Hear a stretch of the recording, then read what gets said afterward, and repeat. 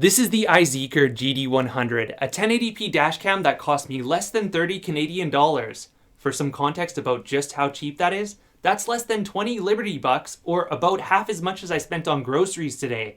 I wanted to answer the question of whether or not these super budget dashcams are actually worth your time, so let's take a quick look at the camera itself, some video quality samples, and discuss why it's important to spend a little bit more money. The build quality of this camera is pretty average. It's made entirely out of plastic and has a slightly hollow feeling to it. There are 7 buttons, 4 on one side and 3 on the other.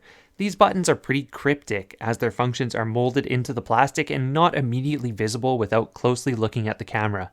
Like the build quality, the user interface is decidedly average for a cheap dashcam. Every button press has this annoying phone tone sound like I'm dialing 0900 dashcam. Thankfully, that can be turned off. From the main screen, press OK to stop recording. The menu button is somewhere on the left side of the camera. Scroll up and down through menus, and press OK to enter and change settings. Some of the buttons were inconsistent, doing one thing in one menu and another thing in another, which makes the actual experience of setting up this camera kind of frustrating. The cryptic buttons and unintuitive layout could have been solved by having each button's function visible on screen instead of just this little tiny bar that means absolutely nothing at the bottom. Well, let's check out the video quality, or lack thereof. Good early morning, everyone. These are the first tests from this cheap iZeeker camera.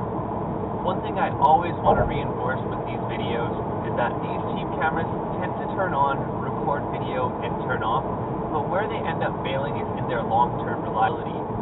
Sure, it's $30 now, and a dash cam is better than no dash cam, but long-term reliability is super important because a lot of these cameras fail in ways that are not immediately obvious to the user. So it might turn on, look like it's recording, and turn off, but actually never save anything to the memory card. This iZeeker camera though, again, I haven't tested it long-term. These are just some video samples, at most a month with the camera. So I can't really speak for it long-term, but do be wary, especially with these cheaper cameras that are newer on the market. The long-term reliability is a little bit questionable. During the day, I would hesitate to call this video 1080p. Well, I guess if I wouldn't call it 1080p during the day, I'd also not call it 1080p at night. But yeah, anyways, it's far from the worst dashcam I've ever tested, but it's definitely representing its price point here. There's little detail and the exposure is all wonky. There's basically no dynamic range, which means that bright things are too bright and dark things are too dark. One thing I'm noticing on screen right now is the distant sky is totally blown out, which is not the case in real life. In real life, the sun's actually off to my left, and is not very high in the sky, so it shouldn't be super bright out.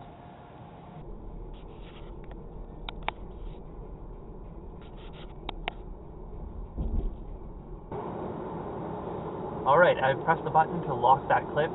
It actually takes 2 button presses to lock a clip. One turns on the screen, and then the second one locks the clip. There's no single button lock. It's also one of the small side buttons. It's not the big red button. The big red button just turns the screen on and off. I'm also noticing in the distance that the sky looks super bright, almost like a nuclear explosion. Yeah, in person it looks nothing like that. It's more of a smooth, lighter blue to some clouds in the distance. This does not bode well for the dynamic range of the camera, reading license plates with the light shining off of it. The sun is behind me, so it should be nowhere near that bright. Anyways, I guess we'll see what it looks like on the computer, but hopefully it's not this bad. One thing I'm noticing that may be contributing to this camera's poor exposure and white balance is the fact that it doesn't really line up too well with my dashboard. It snaps into place either here, showing way too much dashboard, or here showing virtually all sky. And in reality, I kind of want it somewhere in between where just a little bit of dashboard is showing, because that's how most camera makers design their camera's firmware in terms of its exposure and white balance. Right now, it's mostly pointing at the sky is blue, and so it compensates by going a little bit too yellow. Even with the camera in its other locked position where it was pointed at the dashboard instead of the sky was still blown out. And yes, WDR mode was turned on, and it does not make any difference here.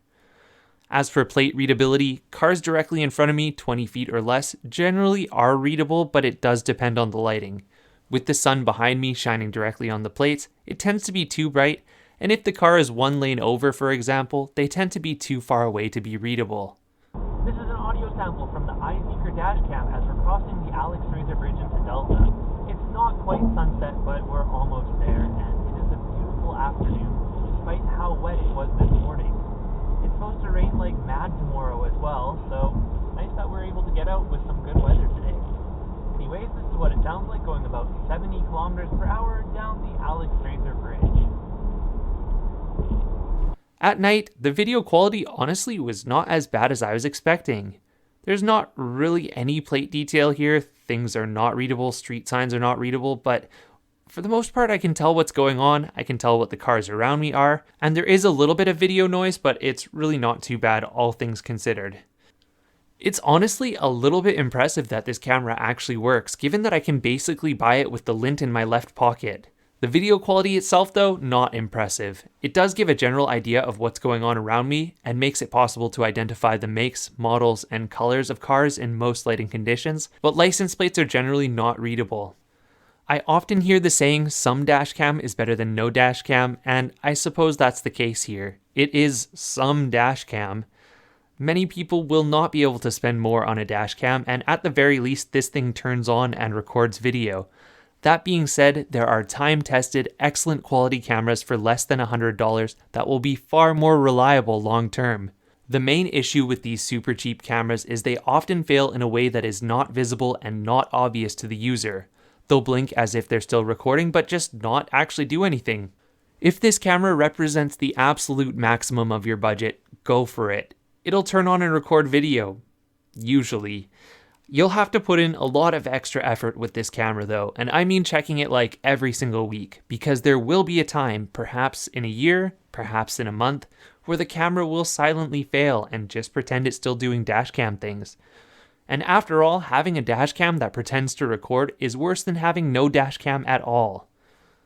I really don't think that you should buy this camera unless it's your only option, but if it is, yeah, it takes video.